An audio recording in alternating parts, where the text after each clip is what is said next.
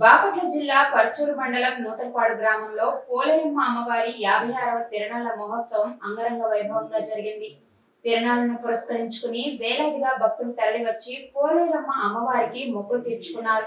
తిరునాళ్ల సందర్భంగా నిర్వహించిన జాతర కార్యక్రమంలో సిడిమాను ఉత్సవం, సిడిపెళ్లి కొడుకు ఉత్సవం విశేషతను సంతరించుకుంది. మేకపోతును పూజించి అమ్మవారిని ఆవహింపజేసి మేకపోతును ఊయల పెట్టెలో ఉంచి సిడిమానుకు వేలాడ తీయడం సాంప్రదాయంగా వస్తుంది. సిరిమానకు రైతులు పండించిన వరి, మిరప, మొక్కజొన్న కంకులను వేలాడదీసి తమ భక్తిని చాటుకున్నారు.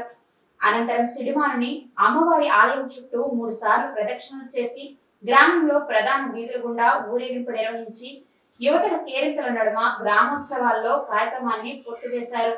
సిడిమాను బండి లాగితే కష్టాలు తొలగిపోతాయనే విశ్వాసంతో భక్తులు, యువకులు, చిన్నారులు, మహిళలు సైతం ఎంతో ఉత్సాహంగా పాల్గొన్నారు.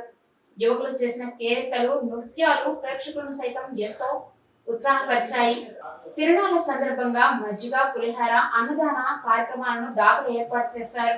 తిరునాళ్ల సందర్భంగా ఆలయ సమీపంలో ఏర్పాటు చేసిన 3 విద్యుత్ ప్రభలు, కోలాటాలు, పలు సాంస్కృతిక కార్యక్రమాలు ప్రేక్షకులను ఆకట్టుకున్నాయి. తిరునాళ్లలో ఎలాంటి అవాంఛనీయ సంఘటనలు చోటు చేసుకోకుండా పోలీసులు ప్రత్యేక బందోబస్తులు ఏర్పాటు చేశారు.